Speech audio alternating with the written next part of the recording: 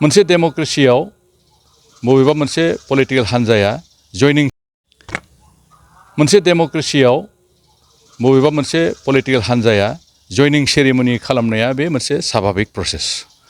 जेसां दिन मोनसे पलिटिकेल हान्जा थागोन बिथांमोना जयनिंबो खालामनांगोन आरो सोरबाया पार्टिनिफ्राय ओंखारलांगोनबो।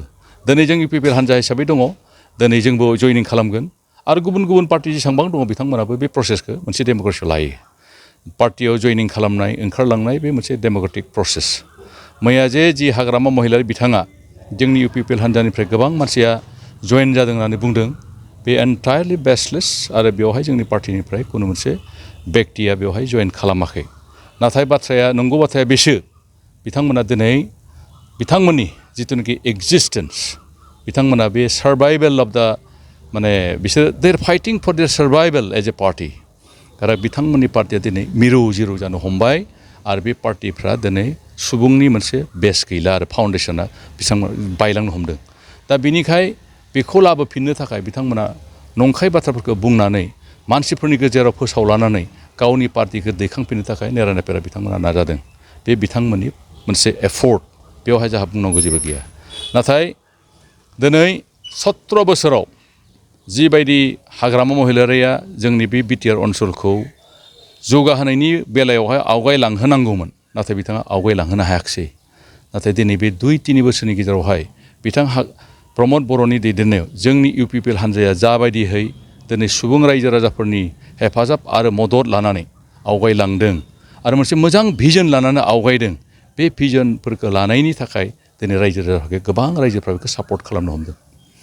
दिनै जोंनि बर'फोर लाइमोनफोरनि गेजेराव प्रमद बर'आ मोनसे भिजन लादों, रायजो राजाखौ जौगाहोनायनि बेलायाव मोनसे भिजन लादों। जोंनि इडुकेटेड सेक्सन एबा हिउमेन रिसोर्स डेभेलपमेन्टखौ आवगायहोनो थाखाय बिभिन्न जाथि जन'गोष्ठीनि गेजेरावहाय गासैखौबो गोरों गोरा खालामनानै बे ओनसोलनि जिथुनाखि हिउमेन रिसोर्सखौ टेप खालामनो थाखाय बिथाङा नाजादों। आरो बिनि थाखायनो दिनै जायफ्रा दिनै मेडिकेल लाइनाव फरायनो सानदों, जायफ्रा डक्टर जानो सानदों बिथांमोननि थाखाय सुपार 50 होदों। जायफ्रा इन्जिनियार फरायनो सानदों बिथांमोनखौ दुखिया दरिद्र मानसिफ्राबो जाहाथे जेन सुबिदाखौ मोनो, बेनि थाखाय दिनै बिनिबो इन्जिनियारफोरनि सुपार 50 खुलिदों। आरो बिनि बादैबो दिनै जोंनि बे ओनसोलनिफ्राय आइएएस अफिसारफोर गैया, एसिएस अफिसारफोर जोंहा खमथार। दा बे बिथिङावबो दिनै बिथाङा सुपार 50 आइएएस अफिसार बा एसिएस अफिसारफोरनि थाखाय दिल्लीयाव ट्रेनिं होगासिनो दङ। बेखौ हयथ' गोबां मानसिया मिथिया, नाथाय लासै लासै जेब्लानाखि बेबायदि मोनसे मोजां भिजनखौ लानायखौ रायजोफ्रा मिथिदों, all intellectuals of BTR they have started supporting it. आरो दिनै गासैबो बे गोरों गोरा रायजो राजाफ्रा बेखौ सापर्ट खालामनो हमबाय। अब्लालाय बोरैथो दिनै इउपिपिएल हान्जानि मानसिफ्रा बिपिएफआव थांगोन? रायजो राजाफ्रानो दिनै बिपिएफआव थांनाय नङा। दा बेनिखायनो आं दिनै खावलायदों जे पलिटिक्सनि नामाव पलिटिक्स खालामबाय थायालासेनो बिथां हाग्रामा महिलारिखौ आं खावलायो, जुदि बिथाङा राजनिति खालामनोब्ला सैथोजों थाङोब्ला बे आलादा बाथ्रा जागोन, खिन्थु नंखाय बाथ्राखौ लानानै पलिटिक्स देरहानो हाया। दिनै जोंनि सरकारा मोजाङैनो सोलिगासिनो दङ। जुदि इउपिपिएलआ मोनसे एलायन्स सरकार, बे एलायन्स सरकारब्लाबो दिनै बिजेपिजों थाफानानै बिभिन्न जाथि जन'गोष्ठीखौ इकुवेल डेभेलपमेन्ट खालामनायनि बेलायाव इउपिपिएल सरकारा मोजाङै आवगायगासिनो दङ।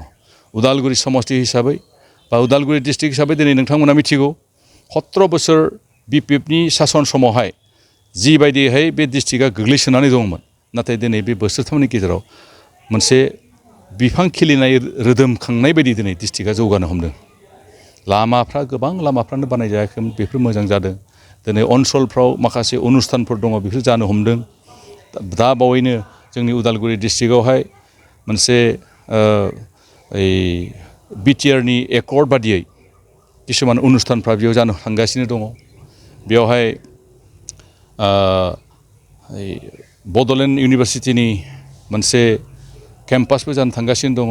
आरो बाखि दफा जेसेबां दङ, जेरै सेन्ट्रेल इउनिभारसिटि आरो लोगोसे बेबायदि नेसनेल स्टेडियाम, बेफोर गासैबो जानो थांगासिनो दं। आरो बेफोरनि गासै हा हुफोरखौ दिनै बिटिआर सरकार लाखाजोब्बाय आरो बे गासैबो जौगानायनि बिथिङाव थांबाय थादों। आरो बेनिखायनो दिनैहाय बिटिआर सरकारनि जि पार्टि इउपिपिएल, बेखौ नागारनानै खुनु मोनसे बेक्तिफ्रा दिनै गुबुन पार्टिखौ सापर्ट होनो सानाखै। आं खावलायदों बेबायदि मोनसे बिभ्रान्तिमूलक एबा मिसलिडिं निउसजों रायजो राजाफ्रा गोरोन्थि साननाङा आरो गोरोन्थि फारसे आगान सुरनाङा आं बेखौ खावलायबाय। मोनसे गोजोनथाव खौरां क'क्राझार सहरनि जेडि रडजों नांजाबनाय गोजोनपुरि रयेल एनफिल्ड श'रुमनि गोजौआव दंसै आइ आफा बिएम इन्स्टिटिउट अफ पेरामेडिक्स। बे आइ आफा बिएम इन्स्टिटिउट अफ पेरामेडिक्सआ नोंथांमोननो लानानै फैदों देहा जोथोन लाखिनायनि माखासे आयदाफोरनि गोदान सोलोंसालि। 10+2नि उथ्रिसारनाय बिजाथि एबा फरायसाफोरा बे पेरामेडिक्सआव गावारि सोलोंथाइखौ लानो हागोन।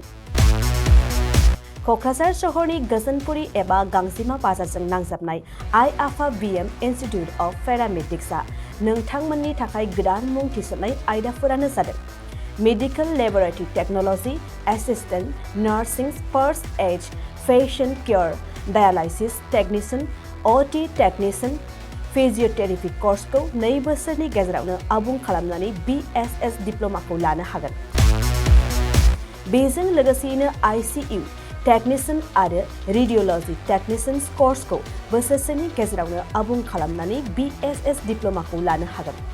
लोगोसे गासैबो डिप्ल'माखौ लानायनि उनाव सरकारि साख्रि मोननायनिबो सुबिदा दं। जुदि नोंथांमोनहा बेफोर कर्सनि थाखाय गोदानै मुं थिसननो गोसो दंब्ला आइ आफा बिएम इन्स्टिटिउट अफ पेरामेडिक्सनि नैबे मबाइल नम्बर 9821663110 एबा 6002559220 आव थोंजों सुलाद ला।